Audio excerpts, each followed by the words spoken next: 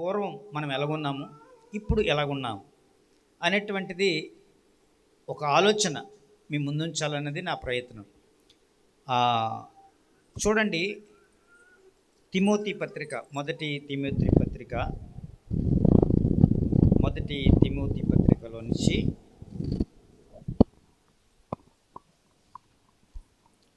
అందులోంచి చూడండి, మొదటి తిమోతి పత్రిక మొదటి అధ్యాయము 12వ వచనం.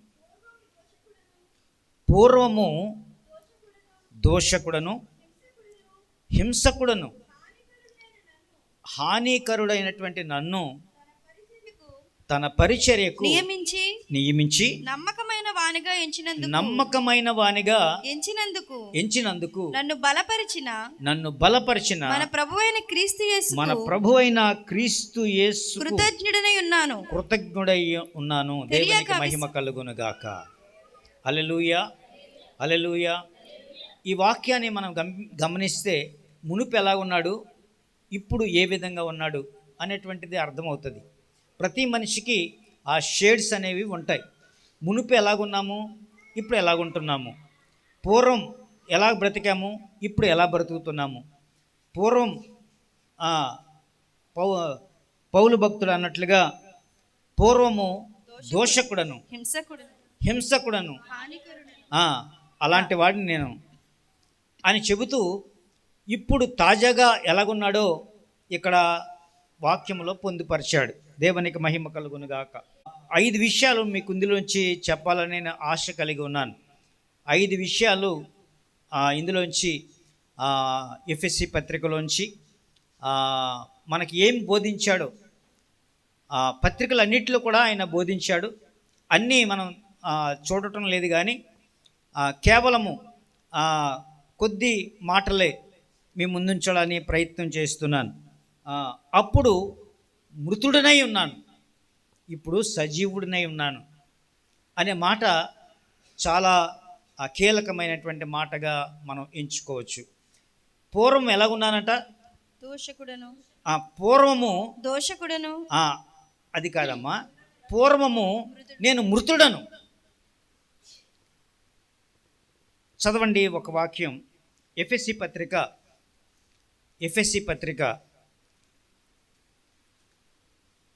2వ అధ్యాయము 1వ వచనం. మీ అపరాధముల చేతను పాపముల చేతను మీరు చచ్చిన వారై ఉండగా ఆయన మిమ్మల్ని క్రీస్తుతో కూడా మిమ్మల్ని బ్రతికించాడు. ఆన్సర్ దొరికేసిందా? ఏమని చెప్తున్నాడు? పూర్వము నేను చచ్చినవాడు. ఎందుకు చచ్చినవాడు అంటే నా పాపముల చేత అపరాధముల చేత నేను చచ్చిన వాడిగా ఉన్నాను. ప్రకటన గ్రంథంలో చాలాసార్లు చదువుతాం, మీరు జీవించుచున్నారన్న పేరు మాత్రం మీకున్నది కానీ నువ్వు మృతుడవే అనే మాట. ఇప్పుడు ఇక్కడ పౌలు భక్తుడు ఏం చెప్తున్నాడంటే, మీ అపరాధముల చేతను పాపముల చేతను మీరు ఒకప్పుడు చచ్చినవారు, పాపములో ఉన్నారు గనుక మీరు బ్రతికినా చచ్చినట్లే. ఈ రోజున క్రీస్తుతో మీరు బ్రతికించబడ్డారు. క్రీస్తు మీలో ఉంటే మీరు బ్రతికిన అనుభవంలోనికి వెళుతున్నారు. ఒకసారి చదవండి అమ్మ వచనం. మీ అపరాధముల చేతనము పాపముల చేతను మీరు చచ్చిన వారై ఉండగా ఆయన మిమ్మును క్రీస్తుతో కూడా బ్రతికించెను. Still you are alive. మీరు బ్రతికి ఉన్నారు, మీరు చచ్చిన వారు కాదు. చాలాసార్లు బైబిల్ గ్రంథంలో చదువుతాం, నేను చచ్చిన వాని వలె పడి ఉంటిని, పాపముల చేతను అపరాధముల చేతను చచ్చిన వారై ఉన్నాము, కానీ మాలో జీవమున్నా జీవము లేనట్టే ఇప్పుడు క్రీస్తు ద్వారా బ్రతికించబడ్డాము. దేవునికి మహిమ కలుగునుగాక. హల్లెలూయా, హల్లెలూయా, హల్లెలూయా. రెండో విషయం చర్చిద్దాం. అప్పుడు దూరస్తులము, ఇప్పుడు సమీపస్తులము. హల్లెలూయా. చూడండి, 2వ అధ్యాయమే, ఎఫెసీ పత్రిక 2వ అధ్యాయము 13వ వచనం అనుకుంటా. చూడండి, అయినను మునుపు దూరస్తులు మీరు, ఇప్పుడు ఇప్పుడు క్రీస్తు యేసునందు క్రీస్తు రక్తము వలన సమీపస్తులై ఉన్నారు. మీరు సమీపస్తులుగా ఉన్నారు. దేవునికి మహిమ ఘనత ప్రభావములు చెల్లును గాక. హల్లెలూయా. హల్లెలూయా, హల్లెలూయా. మునుపు దూరస్తులు, అయినను మునుపు దూరస్తులైన మీరు ఇప్పుడు క్రీస్తు యేసునందు క్రీస్తు రక్తము వలన సమీపస్తులై ఉన్నారు. మీరు సమీపస్తులుగా ఉన్నారు. దేవునికి మహిమ కలుగును గాక. హల్లెలూయా, హల్లెలూయా, హల్లెలూయా. మునుపు ఎలాగున్నామంట? దూరస్తులం. దేవునికి దూరంగా వెళ్ళిపోయాం. దేవుడు మనకు అక్కర్లేదనుకుని వెళ్ళిపోయాం. దేవునికి దూరంగా బ్రతికాం. అప్పుడు మన బ్రతుకులేమీ బాగోలేదు. కానీ ఇప్పుడు క్రీస్తుకు దగ్గరగా వచ్చాము, సమీపస్తులుగా జీవిస్తున్నాము, క్రీస్తుతో పెనవేసుకొని ఉంటున్నాము. ఇప్పుడు మనందరికీ కూడా ఆనందమే, ఆనందమే, ఆనందమే. దేవునికి మహిమ కలుగునుగాక. హల్లెలూయా. ఇంకొక మాట చూద్దాం. అప్పుడు ప్రాచీన స్వభావం మాలో ఉండేది, ఇప్పుడు నూతన స్వభావం మాలో ఉంది. దేవునికి మహిమ కలుగునుగాక. హల్లెలూయా. చూడండి, ఎఫెసీ పత్రిక 4వ అధ్యాయము 22-23 వచనాలు చదువుతారా? 4వ అధ్యాయము. కావున మునుపటి ప్రవర్తన విషయములోనైతే మోసకరమైన దురాశల వలన చెడిపోవు మీ ప్రాచీన స్వభావమును వదులుకొని మీరు వదిలారు. మునుపు ఎలాగంట? మీ ప్రాచీన స్వభావం ఎలా ఉండేది? మోసకరమైనది. దురాశ చేత పీడించబడ్డాం, చెడిపోయాం. అటువంటి మనల్ని ఇప్పుడు నవీన స్వభావం మనకు అనుగ్రహించి మీ చిత్త వృత్తి యందు నూతన పరచబడిన వారై ఉన్నాము. దేవునికి మహిమ కలుగును గాక. హల్లెలూయా. నూతన పరచబడ్డాము మనందరం కూడా. ఇప్పుడు నవీన స్వభావం మనలోనికి వచ్చింది. ఇదిగో పాతవి గతించెను, సమస్తమును నూతనమాయను. మన జీవితాల్లో దేవుడు అన్నీ కూడా నూతనీకరించబోతున్నాడు. దేవునికి మహిమ కలుగును గాక. హల్లెలూయా, హల్లెలూయా. ఇంకొక మాట చూద్దామా? మునుపు మన జీవితాలు అంత చీకటే, ఇప్పుడు వెలుగుమయమయ్యాం. మునుపు అంత చీకటే మన బ్రతుకులు, ఇప్పుడు వెలుగు మనలో ప్రసరించింది. దేవునికి మహిమ కలుగును గాక. 5వ అధ్యాయం 8వ వచనం, ఎఫెసీ పత్రిక. మీరు పూర్వమందు చీకటే ఉంటురి. మునుపు మీరు చీకటిగా ఉన్నారు, ఇప్పుడైతే ప్రభువునందు వెలుగై ఉన్నారు. మీరు వెలుగై ఉన్నారు. దేవునికి మహిమ ఘనత ప్రభావములు చెల్లును గాక. హల్లెలూయా. మునుపు మనం ఎలాగున్నాం? చీకటి బ్రతుకులు మన జీవితాల్లో చీకటి పెనవేసుకుని ఉంది. గాఢాంధకారపు లోయలో మనం ఉన్నాము, ఇప్పుడు వెలుగుగా చేయబడ్డాం. You are the light. దేవుని వెలుగు మనపై ప్రసరిస్తుంది.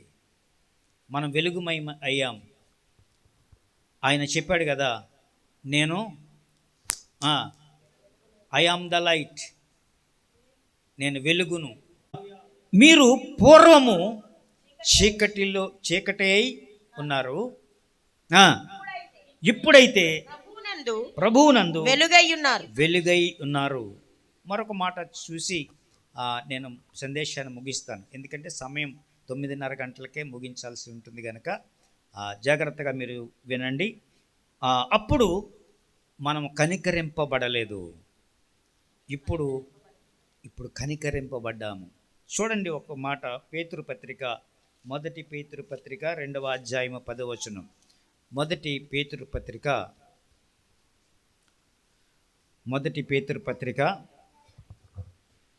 ఒకప్పుడు 2వ అధ్యాయము 10వ వచనం. ఒకప్పుడు ప్రజగా ఉండక ఒకప్పుడు ప్రజగా ప్రజగా ఉండక ఉండక ఇప్పుడు ఇప్పుడు దేవుని ప్రజ అయితిరి. దేవుని ప్రజ అయితిమి.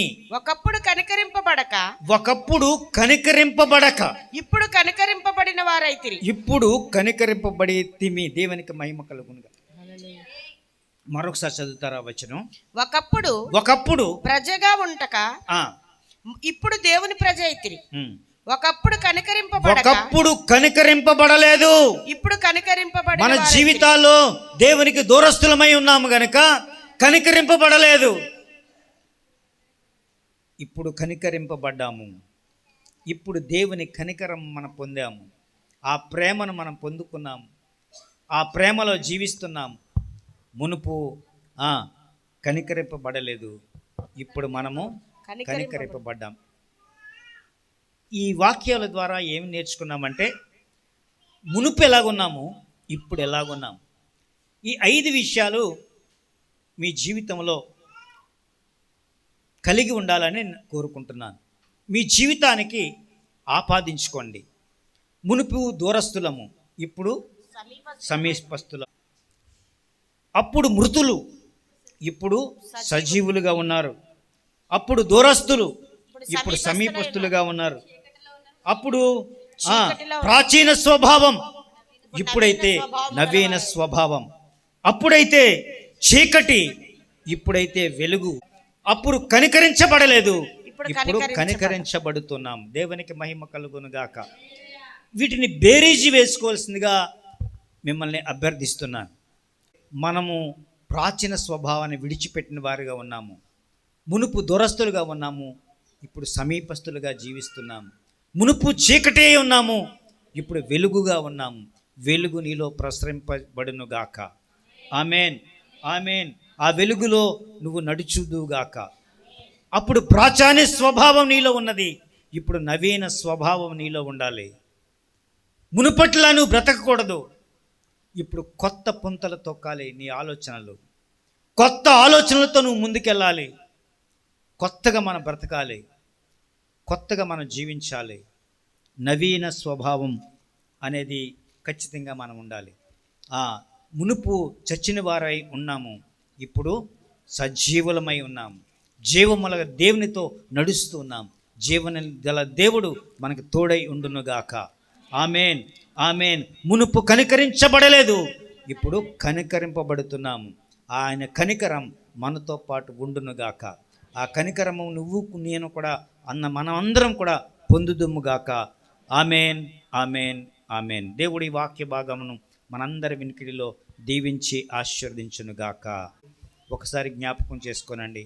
మనమందరం కూడా ఒకసారి దేవుని కలిగి ఉందాము. అట్టి స్వభావాలు నీలో ఉన్నాయా? అప్పుడు ఎలాగున్నావో గుర్తు చేసుకో. ఇప్పుడు ఎలా జీవిస్తున్నావో గుర్తు చేసుకో. అప్పుడు పాత బ్రతుకు, ఇప్పుడు కొత్త బ్రతుకు నీకుంది. పాత బ్రతుకును విడనాడిద్దాం, కొత్తగా జీవిద్దాం. మునుపు దూరస్తులుగా ఉన్నాము, ఇప్పుడు సమీపస్తులమై అయ్యాము. అప్పుడు కనికరింపబడలేదు నువ్వు నేను, ఇప్పుడు ఆయన కనికరం మన మీద ఉంటుంది. కనికర సంపన్నుడంటే దేవుడు నీకు తోడుగా ఉంటున్నాడు. ఒక్కసారి చిన్న ప్రార్థన చేసుకొని ఇక్కడి నుంచి వెళదాం.